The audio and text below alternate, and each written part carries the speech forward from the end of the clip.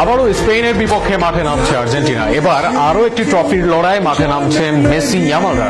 বিশ্বকাপের নানা আলোচনা আর ষড়যন্ত্রের গন্ধ ছাপিয়ে এবার স্পেন ও আর্জেন্টিনার আরও এক ম্যাচ নিয়ে থাকছে প্রতিবেদন।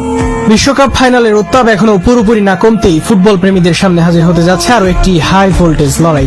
ইউরোপের চ্যাম্পিয়ন স্পেন এবং দক্ষিণ আমেরিকার চ্যাম্পিয়ন আর্জেন্টিনাকে মুখোমুখি করার অপেক্ষায় থাকা বহুল প্রতীক্ষিত ফাইনালিসিমা আবারও আলোচনার কেন্দ্রবিন্দুতে। বিভিন্ন আন্তর্জাতিক গণমাধ্যমের তথ্য অনুযায়ী 2026 সালের নভেম্বরেই কাতারের লুসাইল স্টেডিয়ামে ম্যাচটি আয়োজনের পরিকল্পনা এগিয়ে নেওয়া হচ্ছে।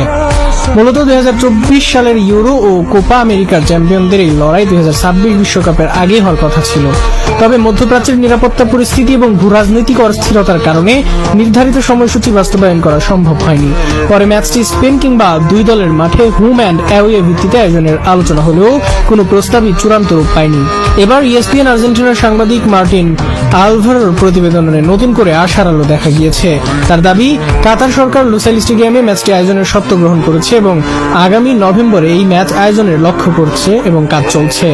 যদিও উয়েফা ও কনমেবল এখনো আনুষ্ঠানিকভাবে দিনক্ষণ ঘোষণা করেনি, তবুও সম্ভাব্য এই আয়োজন ঘিরে ফুটবল বিশ্বে ইতিমধ্যেই ব্যাপক আগ্রহ তৈরি হয়েছে। এই ম্যাচের উত্তেজনা আরো বেড়ে গিয়েছে সদ্য শেষ হওয়া বিশ্বকাপ ফাইনালের কারণে। নিউ জার্সির মেটলাইফ স্টেডিয়ামে অনুষ্ঠিত সেই ফাইনালে অতিরিক্ত সময়ে ফেরান তেরেসের একমাত্র গোলে আর্জেন্টিনাকে 1-0 ব্যবধানে হারিয়ে বিশ্ব চ্যাম্পিয়ন হয় স্পেন। শিরোপার এত কাছাকাছি গিয়েও ব্যর্থ হওয়া লিওনেল মেসিদের জন্য ফাইনালিসিমা হতে পারে আত্মপ্রমাণের এক বড় মঞ্চ। বিশ্বকাপ ফাইনালের এই পরাজয়ের ক্ষত ভুলে এবার কি স্পেনের বিপক্ষে জয়ের মাধ্যমে প্রতিশোধ নিতে পারবে আর্জেন্টিনা, নাকি স্পেন আবারও নিজেদের শ্রেষ্ঠত্বের প্রমাণ দেবে? আনুষ্ঠানিক ঘোষণা এখনো বাকি থাকলেও সম্ভাব্য এই মহারণ ঘিরে উত্তেজনা ইতিমধ্যেই তুঙ্গে। ফুটবল প্রেমীদের চোখ এখন উয়েফা ও কনমেবলের চূড়ান্ত ঘোষণার দিকেই।